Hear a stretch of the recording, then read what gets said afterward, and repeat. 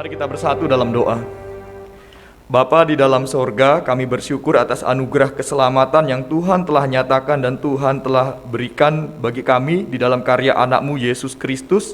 Dan kami juga bersyukur atas kesempatan-kesempatan yang Tuhan berikan dalam kehidupan kami untuk kami melakukan banyak hal. Dan kami bersyukur Roh Kudus telah membawa kami, memanggil kami untuk hadir dalam persekutuan ibadah pada saat ini. Dan terlebih lagi kami akan belajar kebenaran firman-Mu. Kiranya kami diberikan hikmat dalam segala kelemahan dan keterbatasan, kami boleh memahami untuk kami boleh bertumbuh di dalam Kristus, dewasa dalam Kristus. Dalam nama Tuhan Yesus kami sudah berdoa. Amin. Silakan duduk Bapak Ibu dan saudara-saudari. Selamat pagi semuanya. Ya, kita bersyukur pada hari ini Bapak Ibu kita kembali belajar kebenaran firman Tuhan. Saya mengajak kita bersama-sama mari membuka Alkitab kita dari Ibrani pasal 5 ayat 11 sampai 6 ayat 12. Ibrani pasal 5 ayat 11 sampai pasal 6 ayat 12. Kita akan membaca firman Tuhan ini secara responsoria. Saya akan membacakan ayat yang ke-11, Bapak Ibu nanti membacakan ayat yang ke-12, begitu selanjutnya sampai nanti ayat pasal 6 ayat 12 kita baca bersama-sama. Peringatan supaya jangan murtad. Tentang hal itu, banyak yang harus kami katakan, tetapi yang sukar untuk dijelaskan karena kamu telah lamban dalam hal mendengarkan.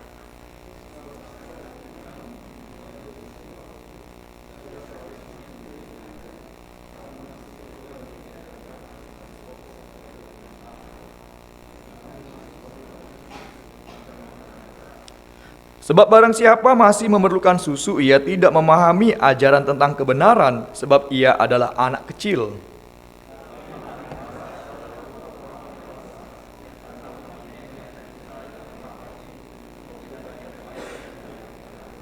Sebab itu, marilah kita tinggalkan asas-asas pertama dari ajaran tentang Kristus dan beralih kepada perkembangannya yang penuh. Janganlah kita meletakkan lagi dasar pertobatan dari perbuatan-perbuatan yang sia-sia dan dasar kepercayaan kepada Allah.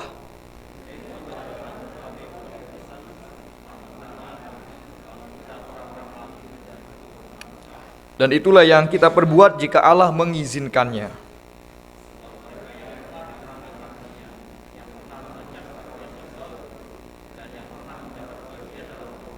Dan yang mengecap firman yang baik dari Allah dan karunia-karunia dunia yang akan datang.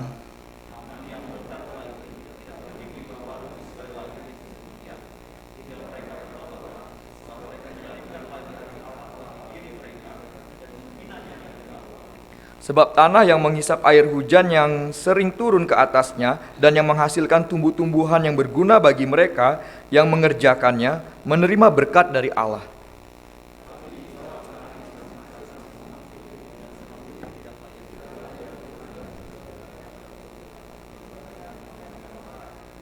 Tetapi, hai saudara-saudaraku yang kekasih, sekalipun kami berkata demikian tentang kamu, kami yakin bahwa kamu memiliki sesuatu yang lebih baik yang mengandung keselamatan.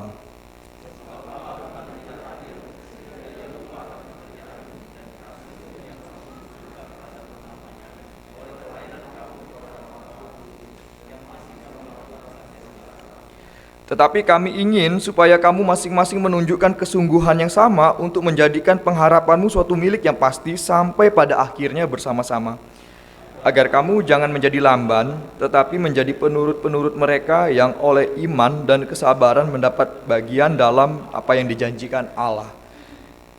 Pada pagi hari ini Bapak Ibu dan saudara-saudari, kita akan mempelajari firman Tuhan dengan satu tema, itu dewasa dalam Kristus. Ya. Kita beberapa waktu ini gereja-gereja di Kota Bengkulu semua banyak mengalami duka cita ya. Di GKS Kota Bengkulu ada juga yang meninggal ya. Dan juga di gereja ini juga saya mendengar Pak Yohanes Lo juga sudah dipanggil Tuhan ya.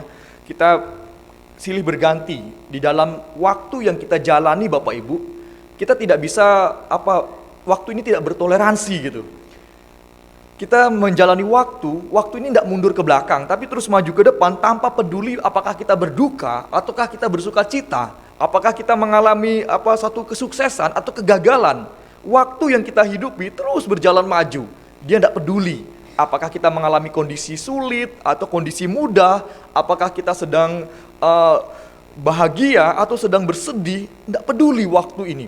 Dia terus berjalan maju. Tetapi jangan khawatir Bapak Ibu dan saudara-saudari, kita punya Tuhan yang melakukan karya pemeliharaan. Tuhan tidak hanya menciptakan dunia ini tapi juga memelihara kita. Sehingga kita jangan khawatir, sekalipun waktu tidak memperdulikan kita, tapi ada Tuhan yang kita percaya memperdulikan kita. Amin Bapak Ibu dan saudara-saudari. Ya, kita belajar tentang dewasa dalam Kristus. Bapak Ibu, istilah dewasa ini menunjukkan bahwa adanya sebuah pertumbuhan dan perkembangan, baik secara fisik maupun non-fisik. Namun seringkali Bapak Ibu, ketika kita berbicara tentang kedewasaan, seringkali substansi dari kedewasaan itu diwakili oleh cara berpikir. Adanya perkembangan dan pertumbuhan cara berpikir. Sehingga kadang-kadang kita mungkin bisa membuat sebuah pernyataan bahwa ada anak kecil dinyatakan sudah dewasa, oleh karena mungkin memiliki cara pandang, cara pikir yang berkembang, yang lebih maju daripada mungkin orang-orang yang lebih tua usianya dari anak kecil tersebut. Oleh karena itu pada saat ini kadang-kadang substansi dari namanya kedewasaan itu tidak selalu merujuk kepada fisik, tetapi lebih kepada pemikiran yang berkembang, pemikiran yang mengalami kemajuan. Oleh karena itu untuk memahami tentang kedewasaan ini Bapak Ibu, dewasa, ada sebuah analogi yaitu tentang pemahaman terhadap perintah. Ada seorang bapak yang sebelum dia meninggal, dia memanggil kedua anaknya.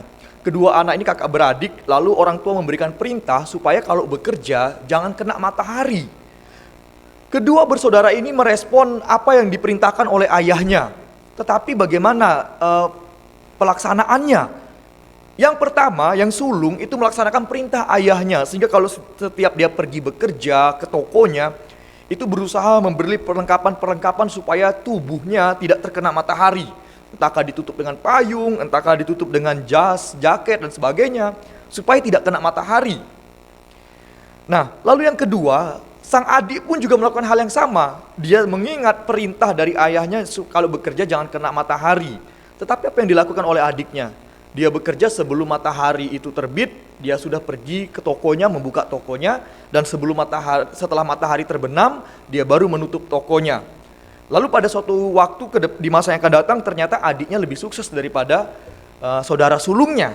Nah, ini artinya apa Bapak Ibu? Ternyata di sini menunjukkan berbicara soal kedewasaan, itu berbicara soal kemampuan berpikir, menangkap sebuah perintah. Apakah kita menangkapnya dengan cara yang benar atau justru dengan cara yang tidak tepat, sehingga nanti mempengaruhi hasil ke depan dalam kehidupan kita. Nah, di sini kita melihat bersama dengan tema dewasa dalam Kristus. Maka artinya di sini Bapak Ibu, pembelajaran kita pada hari ini itu menunjukkan tentang kita belajar bersama tentang perkembangan pemikiran pengetahuan kita tentang Yesus Kristus secara khusus dalam surat Ibrani. Menjadi pertanyaan adalah, kita membahas tentang surat Ibrani. Siapa penulis surat Ibrani ini? Nah Bapak Ibu, kalau membaca tentang siapa penulis surat Ibrani yang sudah kita baca ini, memang ada banyak argumentasi. Seorang teolog perjanjian baru bernama Donald Guthrie pun mengatakan bahwa ada banyak referensi yang menunjukkan siapa penulisnya. Apakah mungkin Paulus, Lukas, Apolos, Priscilla, Aquila, bahkan juga Clement. Tetapi ada seorang ahli perjanjian baru juga bernama Ola Tuluan juga mengatakan bahwa kemungkinan juga bisa Barnabas dan Apolos itu menjadi referensi sebagai penulis dari surat Ibrani. Tetapi tidak sampai di situ. Ternyata Bapak Gereja Origenes menyatakan bahwa kita tidak akan tahu pasti siapa penulis daripada surat Ibrani, tetapi yang kita tahu adalah yang lebih tahu siapa penulisnya hanya Tuhan yang tahu. Itu pernyataan dari Origenes. Tapi kalau kita membaca dari pandangan Matthew Henry, itu seorang penafsir Alkitab pada tahun 1625 sampai tahun 1700-an, dia mengatakan itu adalah Paulus. Nah, tapi itu bukan menjadi substansinya Bapak Ibu. Yang substansinya itu adalah saat ini ialah apa latar belakang surat Ibrani ini ditulis. Nah, ini menjadi substansinya. Ola Tuluan itu mengatakan bahwa seorang ahli perjanjian baru, surat Ibrani ini ditulis pada awal jemaat Kristen mula-mula sedang menghadapi yang namanya bahaya besar. Yaitu pada waktu itu mereka sedang menghadapi yang namanya bersiap-siap menghadapi ancaman dari Kaisar Nero yang nanti akan menghancurkan bait suci dan juga nanti akan mengancam orang-orang Kristen. Nah, di sini mereka sedang masa-masa akan menghadapi tekanan-tekanan demikian Bapak Ibu. Tetapi permasalahan mengapa surat Ibrani ini ditulis ini menyangkut juga tentang ketidakdewasaan jemaat ketidakdewasaan orang-orang Kristen yang ditujukan bagi surat Ibrani, yaitu orang-orang Yahudi yang menjadi Kristen dan mereka berada di kota-kota strategis, salah satunya kota Roma. Mereka belum mengalami pertumbuhan kedewasaan tentang Kristus. Mereka menjadi Kristen iya, tapi masih terjebak dengan tradisi-tradisi agama-agama sebelumnya. Mereka menjadi Kristen iya, tetapi mereka pada saat akan menghadapi penderitaan, mereka belum mendalami tentang Kristus yang menderita, tentang pribadi dan karya Kristus, sehingga nanti menyebabkan ini masalah. Mau menghadapi penderitaan tapi belum memperdalami tentang Kristus yang dipercaya. Mau menderita sebagai orang Kristen tapi belum memperdalam tentang pengetahuan iman Kristen. Karena itu penulis surat Ibrani mengatakan di sini ada masalah. Bagaimana siap menghadapi penderitaan kalau yang dipercaya, yang diimani itu belum diperdalami tentang Kristus itu siapa dan bagaimana. Nah, Bapak Ibu dan saudara-saudari, surat Ibrani ini memiliki inti tentang membicarakan tentang keunggulan Kristus. Nanti Bapak Ibu dan saudara-saudari silakan baca di rumah tentang kitab Ibrani ini, surat Ibrani ini. Kalau kita membaca dari pasal 1 sampai pasal 4 itu membicarakan tentang keutamaan Kristus. Surat Ibrani dari pasal 1 sampai pasal yang ke-10 itu membicarakan tentang keutamaan Kristus, Bapak Ibu dan saudara-saudari. Pasal 1 sampai 4 membicarakan keutamaan Kristus dari segi pribadi Kristus. Makanya nanti dikatakan Yesus pernah pada waktu dia terlihat lebih rendah daripada malaikat, tapi ternyata dia lebih tinggi daripada malaikat. Itu berbicara soal pribadi Kristus. Lalu kita melihat juga dalam Ibrani pasal 4 sampai pasal 10 itu berbicara tentang keutamaan Kristus, tetapi keutamaan dalam apa yang dilakukan Yesus dalam pelayanannya. Nah, itu adalah inti dari pembicaraan surat Ibrani. Dan bagian yang kita baca ini Bapak Ibu, bagian ini berbicara tentang konteks sedang membicarakan keutamaan Kristus dari segi pelayanan yang Yesus lakukan. Karena itu kita dalam ayat pasal 5, ayat yang ke-10 itu menyinggung tentang Melkisedek, tentang keimaman Yesus yang dianggap sebagai tipologi daripada Melkisedek, penyataan, penjelasan daripada Melkisedek. Tetapi ada juga yang mengatakan itu sesuatu yang prinsip yang diambil secara konsep misteriusnya. Melkisedek itu dikatakan sebagai personal yang memang unidentified, ya, tidak terjelaskan begitu jelas, tetapi diambil Yesus juga demikian gitu. Ada bagian dari Yesus juga yang kita tidak pahami juga gitu. Nah, Bapak Ibu, kita melihat bersama dewasa dalam Kristus ini berbicara yang pertama dari teks yang kita baca, maka di sini menunjukkan yang pertama itu adalah tentang kita tidak lamban dalam mendengarkan, Bapak Ibu. Kita menjadi orang Kristen yang tidak lamban dalam mendengarkan. Dari ayat 11, pasal 5 ayat 11 dan pasal 6 ayat 9 sampai 12 itu menunjukkan tentang tidak lamban dalam mendengarkan. Dewasa dalam Kristus itu tidak lamban dalam mendengarkan. Istilah ini memiliki arti yaitu arti lainnya tidak lambat, ya, tidak lambat dalam mengerti, tidak bersikap masa bodoh. Dalam New International Version NIV mengatakan itu tidak slow to learn, ya, tidak lambat dalam untuk belajar. Nah, Bapak Ibu dan saudara-saudari di sini menyatakan bahwa kedewasaan itu artinya tidak lambat untuk belajar. Sangat unik Bapak Ibu kalau kita mempelajari surat Ibrani ini pada pembacaan kita, di situ menunjukkan bahwa teks ini sedang ingin menjelaskan, penulis itu sedang ingin menjelaskan Yesus sebagai imam besar. Tetapi setelah ayat yang ke-10 ketika ingin mengajarkan tentang Melkisedek, tiba-tiba berhenti, kok ada teguran. Dan nanti konsep pengajaran tentang Kristus dan Melkisedek dilanjutkan di pasal yang ke-7. Artinya begini, penulis melihat ada kelambanan pembaca surat Ibrani ini. Mereka ini lamban, tidak mau belajar untuk hal-hal yang baru.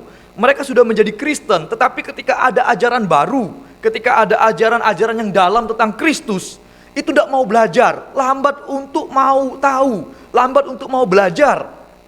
Nah, hal praktisnya saat ini Bapak Ibu, mungkin dalam kehidupan kita pribadi, mari kita renungkan. Pada saat ini pengetahuan apa yang kita tahu tentang kekristenan? Apakah kita hanya pada titik pengetahuan tentang kita sudah dipertobatkan oleh Kristus, lalu apalagi yang kita perdalam? Pada saat orang-orang mempertanyakan iman kita harus mempertanggungjawabkan dengan lemah lembut. Nah, disinilah dampak dari kelambanan di dalam kehidupan kekristenan, yaitu di mana lambat untuk belajar. Kelambanan ini Bapak Ibu dan saudara-saudari secara prinsip adalah sikap masa bodoh ketika ada ajaran-ajaran yang dalam tentang iman Kristen. Salah satunya tentang keutamaan Kristus yang sedang dibahas dalam konteks Ibrani pasal 5 sampai pasal 7 ini. Nah, di situ keutamaan Kristus tentang pribadi Kristus, karyanya ya. Di situ memberikan pengajaran yang kaitannya sangat dalam tentang Kristus dengan Melkisedek. Itu apa kaitannya? Di sini penulis Ibrani melanjutkan bahwa pengajaran tersebut akhirnya dilanjutkan pada pasal 7 tentang Melkisedek, tetapi tidak terhenti memberikan teguran. Nah, Bapak Ibu di sini sangat menarik ketika ada ajaran-ajaran yang mendalam tentang Kristus. Pada saat itu penulis surat Ibrani ingin mengajarkan sesuatu yang dalam tentang Kristus dalam kaitannya dengan Melkisedek yang sudah ada dalam perjanjian lama. Karena apa? Karena para pendengar, para pembaca surat Ibrani itu adalah orang-orang Yahudi yang menjadi Kristen. Karena itu mereka pasti tidak asing dengan yang namanya tokoh Melkisedek. Tapi ketika dijelaskan tentang Melkisedek, mereka enggan untuk belajar, mereka lamban untuk belajar. Karena itu ditegur dalam surat Ibrani ini, mereka lamban untuk belajar. Nah, Bapak Ibu, pada saat ini kita pun juga merenungkan sudah berapa banyak program-program yang dibuat oleh gembala hamba Tuhan di tempat ini untuk memberikan pengajaran-pengajaran tentang Kristus. Kita tidak hanya sekedar datang bertobat lalu datang ke gereja, hadir dalam persekutuan, tetapi pasti seorang hamba Tuhan dan gembala mengharapkan banyak di antara kita itu memiliki ilmu yang dalam tentang Kristus, memiliki pemahaman yang dalam tentang iman Kristen dalam berbagai hal. Tetapi pertanyaannya, apakah kita sudah menyerap hal itu, Bapak Ibu? Dalam sejarah gereja kita melihat bahwa ketika sudah tahun 380, ketika ada namanya Edik Theodosius yang menyatakan bahwa agama Kristen adalah satu-satunya agama yang diakui di Kekaisaran Romawi. Di situ mau tidak mau orang percaya nggak percaya Kristus masuk dalam gereja. Percaya nggak percaya Kristus harus jadi Kristen. Karena agama Kristen menjadi agama satu-satunya yang diterima di Kekaisaran Romawi. Dampaknya apa? Yang pertama, secara jumlah gereja penuh, semua orang mengaku Kristen, tetapi ternyata di dalamnya belum tentu mereka paham Kristus, mereka kenal Kristus. Nah, ini menjadi problem. Karena apa? Pada waktu itu ketika jumlah semakin banyak, ternyata lamban di dalam mempelajari tentang Kristus yang sebenarnya itu bagaimana. Ketika jumlah semakin banyak, hati-hati juga. Kita mungkin senang, wah semakin banyak jumlah, tetapi kalau lamban di dalam bertumbuh dalam memahami Kristus, ini juga bahaya. Kita kadang-kadang gagal juga mendeteksi siapa yang lamban di dalam mempelajari tentang Kristus, siapa yang lamban bertumbuh mengenal Kristus. Kita mungkin tidak bisa mengidentifikasi siapa di antara kita, Bapak Ibu dan saudara-saudari. Tapi kalau sempat yang orang yang lamban dalam memahami Kristus tiba-tiba ditempatkan dalam sebuah pelayanan yang strategis, maka akan menimbulkan problem pasti ke depannya. Sama seperti sejarah gereja, akhirnya terjadi masalah. Gereja dikatakan dari abad ke-5 sampai abad ke-16, di situ dikatakan masa-masa kegelapan, the dark ages of church. Nah, ini kita perlu waspadai juga Bapak Ibu. Inilah mengapa dikatakan pertumbuhan itu menunjukkan kita tidak lamban dalam mendengarkan, karena ini menjadi sebuah poin penting. Tetapi memang perlu dipahami juga Bapak Ibu dan saudara-saudari bahwa yang namanya pelayanan dalam sebuah gereja, pelayanan ini tidak hanya akan menumbuhkan gandum. Dimanapun gereja, namanya pelayanan tidak hanya menumbuhkan gandum, tetap ada yang namanya ilalang. Gandum dan ilalang akan tetap tumbuh dimanapun ada pelayanan. Oleh karena itu kita pastikan diri kita apakah kita ilalang atau gandum. Oleh karena itu kita berharap kita masuk dalam yang bagian menjadi gandum. Selanjutnya yang kedua, berbicara kedewasaan, dewasa dalam Kristus itu berbicara mampu menerima makanan keras. Ayat 12 sampai 14 di situ dikatakan ada istilah bagi anak kecil, anak bayi itu meminum susu. Mengapa? Karena dan anak bayi tersebut itu perlu minum susu karena pencernaannya belum mampu untuk mencerna makanan-makanan yang keras.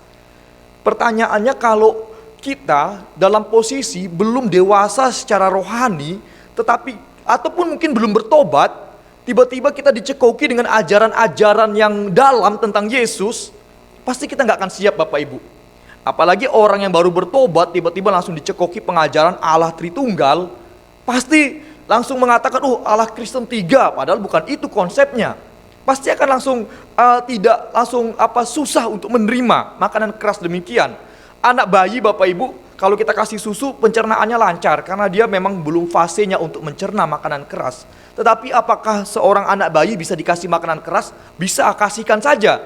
Tapi dampaknya apa? Pencernaannya terganggu. Dan kesehatannya lama-lama terganggu. Dan akhirnya kehidupannya juga terancam.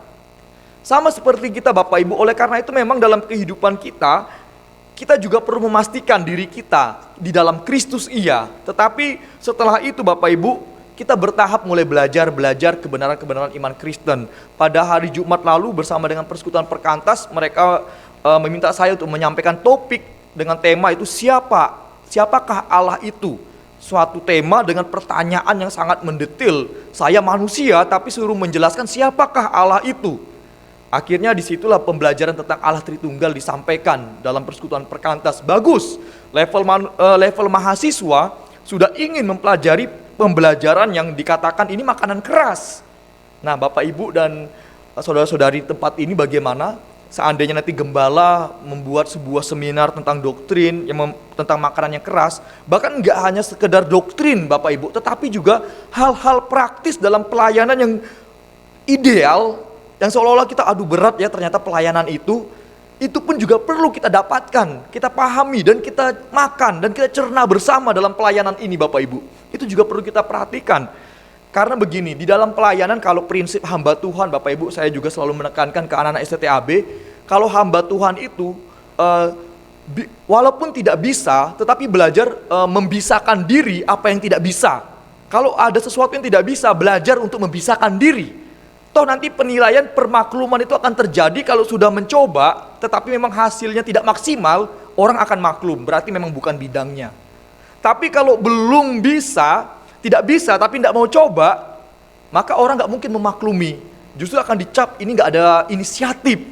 Nah, disinilah mungkin, ini makanan keras, tapi ini untuk level hamba Tuhan, untuk mahasiswa teologi.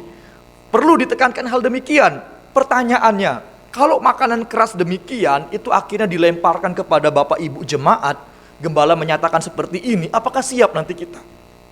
Tiba-tiba mungkin salah satu di antara kita mengatakan, saya nggak bisa. Tapi tiba-tiba ditekankan, pokoknya kalau tidak bisa, belajar memisahkan diri, coba dulu semuanya. Lalu kita mungkin dipaksa untuk memisahkan diri, apakah kita siap juga? Nah, ini hal praktisnya juga Bapak Ibu. Jadi di sini dalam kedewasaan bahwa hidup beriman itu tidak hanya mampu membedakan benar dan salah. Kalau kita melihat ayat 12 sampai 14 Bapak Ibu, level anak bayi, level anak kecil itu hanya mampu membedakan melakukan apa yang disuruh. Lakukan A, lakukan A. Lakukan B, lakukan B. Kalau kita bilang salah, mereka akhirnya tidak melakukan. Kalau kita bilang benar, mereka lakukan. Level anak bayi itu hanya taat pada perintah benar salah dan lakukan ini, lakukan itu. Itu level dari anak-anak kecil. Level dari anak-anak bayi yang masih sudah bertumbuh, hanya melakukan apa yang menjadi perintah dari orang-orang yang tua. Tetapi kalau kita menjadi dewasa Bapak Ibu, kita sudah bisa membuat kemandirian untuk menentukan salah dan benar. Tetapi di dalam memahami salah dan benar tersebut, kita tidak hanya sekedar melakukan, tetapi kita punya dasar. Kenapa saya melakukan? Apa dasarnya? Kenapa saya tidak boleh bertindak melakukan ini dan itu? Apa dasarnya? Itu perbedaan kalau kita sudah menerima makanan keras Bapak Ibu. Selanjutnya kita melihat bersama bahwa sebagai contoh, ketika kita mungkin beragama, kita mengatakan sesuatu itu dosa, tetapi kita tidak mampu memberikan pertimbangan dalam pengetahuan iman, maka kita itu disebut sebagai anak-anak secara rohani. Pernahkah dalam pengalaman kita Bapak Ibu dan saudara-saudari, kita mengatakan kepada anak-anak kita atau mungkin kepada sesama kita, jangan lakukan itu dosa. Tapi kita tidak mampu memberikan pertimbangan secara Alkitab, secara teologi. Kenapa itu dikatakan dosa? Maka kalau kita menyampaikan hal-hal demikian, tanpa tahu pertimbangannya apa, itu kita dikatakan sebagai anak-anak secara rohani. Sama seperti kalau kita melihat ketika Yesus diperhadapkan dengan perempuan yang berzina, lalu orang-orang tersebut datang meminta Yesus untuk menghukum perempuan yang kedapatan berzina dengan mengatakan lempari dengan batu. Pada waktu itu Orang-orang tersebut hanya taunya kalau berzina pokoknya lempar batu dan dihukum. Tetapi ternyata Yesus pada waktu itu satu sisi juga sedang mempertanyakan, apa alasan kalian datang kepada aku membawa orang yang kedapatan berzina lalu meminta aku untuk menghukum dia. Bahkan kalian sempat melontarkan pernyataan supaya dilempari dengan batu. Yesus mempertanyakan apa dasar pertimbangannya. Mereka gak bisa jawab. Tetapi ketika Yesus akhirnya memberikan pertimbangan yang dalam pengajaran dengan mengatakan bahwa siapa yang tidak berdosa silakan melempar duluan. Dan di situ ternyata akhirnya membuat orang-orang memiliki alasan yang kuat. Mengapa saya tidak layak juga melempar perempuan yang kedapatan berzina ini? Semua akhirnya meninggalkan tempat itu dan tinggal Yesus dengan perempuan itu, dan Yesus akhirnya mengampuni. Di sini Bapak Ibu, ternyata Yesus itu ketika dia tidak mau melempar bukan hanya masalah kemanusiaan. Mungkin kita berpikir begini ya, kalau kita di posisi saat itu mungkin aku tidak mau lempar, pokoknya kenapa? Pokoknya aku tidak mau lempar, aku kasihan dengan dia. Itu masih terlalu dangkal. Tetapi Yesus punya alasan yang sangat luar biasa kenapa alasannya tidak melempar. Lalu dia pun melontarkan sebuah statement, sebuah pernyataan yang ajarannya begitu dalam kepada banyak orang di sekitar itu. Siapa yang tidak berdosa, silakan melempar duluan. Dan itu akhirnya mengenai semuanya. Mereka baru menyadari, wah, ternyata ada alasan yang kuat kenapa kita tidak perlu melempar wanita ini dengan batu. Ternyata doktrin dosa daripada Yesus yang disampaikan pada waktu itu betul-betul doktrin yang sangat dalam dan sangat betul-betul mempengaruhi hati pikiran orang-orang di sekitarnya. Nah, itu namanya mampu menerima makanan keras Bapak Ibu, dalam artian kalau kita orang Kristen yang dewasa, kita mampu menyampaikan sebuah alasan kenapa itu dosa atau tidak, karena kita punya pandangan, pernyataan tentang dasar yang kuat dari Alkitab, kenapa itu boleh, kenapa itu tidak. Nah, ini perlu kita pelajari Bapak Ibu, karena itu perlu dalam kehidupan kita mengetahui dasar-dasar penting dalam iman Kristen. Sebagai contoh kasus lagi, pada saat Petrus dia nanti akan pergi ke rumah Kornelius. Pada saat itu dia sedang berada di rumah Simon, penyamak kulit. Pada waktu itu Tuhan memperlihatkan makanan-makanan yang haram. Lalu Petrus serta-merta mengatakan, aku tidak mau makan makanan haram. Sampai 3 kali Tuhan menyatakan makanan-makanan yang haram ditolak sama Petrus. Tapi akhirnya Tuhan mengatakan, apa yang aku nyatakan tidak haram, jangan dinyatakan haram. Apa yang aku nyatakan halal, jangan dinyatakan haram. Petrus pada waktu itu tidak memberikan argumentasi. Kenapa dia menolak makanan-makanan yang dikatakan haram? Karena apa? Dia hanya mendasarkan pada tradisi, hanya kepada kebiasaan hidup. Aku ini orang Yahudi. Aku tidak biasa makanan-makanan yang disodorkan itu, yang haram. Aku nggak mau makan. Hanya itu dasar pemikiran dari Petrus. Tetapi akhirnya ketika Tuhan mengatakan apa yang aku nyatakan halal, jangan kalian nyatakan haram. Akhirnya Petrus tertegur juga. Wah, tidak ada dasar juga saya juga menyatakan mengapa saya menolak. Selama ini hanya tradisi. Lalu akhirnya hal ini mengaitkan tentang penginjilan. Bagaimana bahwa ketika menginjili jangan beda-bedakan orang. Beritakan Injil juga jangan hanya kepada orang Yahudi, tapi orang non-Yahudi pun juga harus mendapat pemberitaan Injil. Nah, disinilah akhirnya Petrus tidak berani berargumen lagi dan baru mengerti bahwa ternyata dalam penginjilan pun jangan sampai juga mengharam-haramkan orang. Nah, Bapak Ibu, ini juga koreksi bagi banyak gereja di seluruh dunia juga. Kadang-kadang dalam penginjilan pun juga memilah-milah orang. Siapa yang perlu saya injili? Siapa yang menjadi orang yang perlu kita injili, kita targetkan. Seolah kita nanti membuat adanya pengharaman terhadap orang-orang yang tidak kita targetkan. Oh, saya nggak fokus kepada orang itu, saya nggak fokus kepada suku itu. Padahal mungkin di antara suku yang lain itu ada yang mau percaya Yesus gitu. Nah, ini menjadi sebuah pemikiran tentang bagaimana kita menerima makanan yang keras. Selanjutnya yang ketiga, dewasa di dalam Kristus itu berbicara tentang mengalami perkembangan yang penuh. Teolog bernama Kiel M. Yates dan Philip Johnson mengatakan bahwa dalam ayat pasal 6 ayat 1 sampai ke 3, di situ sebenarnya ada 2 gambaran, yaitu percaya pada kebenaran yang hidup yaitu Yesus Kristus, atau masih terjebak dengan seremonial dalam bentuk yang tidak hidup, yaitu seperti tradisi pembasuhan, pembaptisan, dan juga ritual-ritual Yudaisme. Nah Bapak Ibu, ayat ke-1 ke-3 itu ada perbandingan, yaitu antara bagaimana penulis dari kitab Ibrani ini mencoba menggambarkan bahwa kedewasaan dalam Kristus itu menunjukkan adanya perkembangan yang penuh. Artinya begini Bapak Ibu, jangan sampai terjebak hanya pada konsep dasar dari kekristenan. Contoh begini, tentang ajaran tentang pertobatan. Pertobatan itu perlu, iya. Tetapi apakah sepanjang kehidupan kita jadi orang Kristen, kita sibuk hanya mau mendengarkan pertobatan terus gitu Bapak Ibu. Sebagai contoh, kita mungkin sudah 10 tahun menjadi orang Kristen, iya. Tapi apakah kita hanya mau tahap pada pengajaran-pengajaran hanya untuk pertobatan saja? Kita harus melangkah. Jangan sampai sibuk dengan pertobatan. Memang pertobatan itu perlu Bapak Ibu, tetapi perlu juga dalam kehidupan kita sebagai orang Kristen melangkah di dalam pengajaran. Melangkah di dalam pengajaran. Jangan hanya kita sibuk untuk mempertobatkan diri terus. Tapi kapan kita melangkah dalam pemikiran untuk juga membawa orang kepada Kristus. Membawa orang akhirnya memahami tentang pertobatan yang kita juga rasakan.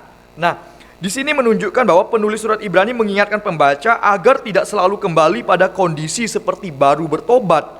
Sehingga tidak ada kedewasaan karena hanya sibuk memikirkan tentang pertobatan. Setiap hari bertemu hanya bicara soal pertobatan, setiap hari bertemu bicara soal pertobatan, atau setiap diskusi, setiap banyak hal yang dilakukan dalam pelayanan gereja ini hanya satu titik, fokusnya pertobatan saja. Oleh karena itu diingatkan dalam surat Ibrani ini supaya melangkah, jangan hanya berbicara tentang pertobatan, tentang berbicara hal-hal yang bersifat seremonial, yaitu baptisan dan juga soal-soal penumpangan tangan dan sebagainya. Itu hal-hal seremonial. Kita nggak hanya sampai di sana. Kalau tradisi sekarang Bapak Ibu, yang namanya orang Kristen mungkin ada tradisi dibaptis, lalu juga sudah dibaptis, itu juga nanti akan ada yang namanya juga nggak tahu kalau GKI apakah ada peneguhan sidi, contoh ada ya, peneguhan sidi ya istilahnya juga. Nah ada juga, itu seremonial juga. Tetapi jangan sampai kita sibuk di sana juga Bapak Ibu. Tapi ada tahapan-tahapan dalam kehidupan kita. Jangan sampai kalau ketemu gembala setiap hari topiknya pertobatan. Memang perlu pertobatan, iya, saya pun tidak menyangkalinya, perlu. Tetapi jangan sampai titik poin kita sampai 10 tahun kok nggak beres-beres pertobatan kita gitu. Kok nggak beres-beres kita bertobat. Kok kita mau asik terus melakukan dosa dan asik juga ngomongi pertobatan. Kapan kita melangkah untuk membahas topik-topik ajaran-ajaran Kristen yang lebih keras, yang lebih dalam? Kapan kita mengalami kepenuhan tentang Kristus? Kalau kita hanya setiap hari fokusnya kepada hal-hal yang sifatnya pertobatan-pertobatan, atau malah kita kembali kepada orang-orang yang baru bertobat. Orang yang baru bertobat, nah ini juga menjadi kondisi yang perlu dipertanyakan Bapak Ibu. Kapan kita mengalami kemajuan, kepenuhan, kalau topik langkah kita itu hanya soal pertobatan saja? Kapan kita membahas tentang Allah Tritunggal itu bagaimana konsepnya? Natur Kristus itu bagaimana menurut Konsili Kalsedon? Lalu bagaimana kita membahas doktrin Roh Kudus berdasarkan Alkitab itu bagaimana di tengah-tengah fenomena banyaknya marak tentang ajaran tentang Roh Kudus? Kapan kita mau dapat yang ini? Kapan penuh iman kita, konsep iman kita tentang ajaran-ajaran demikian? Kalau setiap hari datang kita sibuk dengan diri kita yang belum bertobat, sibuk diri kita yang belum masih mempertanyakan pertobatan. Sudah lama, sudah 10 tahun, 20 tahun, 30 tahun, kok kita masih mempertanyakan itu terus? Kapan kita sekali-sekali datang kepada gembala mempertanyakan cuantau bagaimana ajaran Allah Tritunggal? Nah, itu penting Bapak Ibu. Kapan kita melangkah seperti itu? Kalau selama kita hanya pada level membicarakan pertobatan saja. Selanjutnya Bapak Ibu, dewasa dalam Kristus itu berbicara tentang kita tidak mengeraskan hati. Ayat ke-4 sampai ke-8 itu berbicara tentang ada istilahnya murtad. Apa itu murtad Bapak Ibu? Secara teologis murtad itu kalau dari sisi manusia Bapak Ibu ya, sebagai manusia kita melihat orang yang dulunya percaya Yesus tiba-tiba tidak percaya Yesus atau menjadi alumni gitu ya, alumni Kristen ya. Dulu Kristen, sekarang sudah alumni dia, tidak Kristen lagi gitu. Itu dari sudut manusia kita memandangnya seperti ini. Tetapi dari sudut pandang Tuhan Bapak Ibu, istilah murtad itu menunjuk memang orang yang dari awalnya sebenarnya nggak percaya kepada Kristus.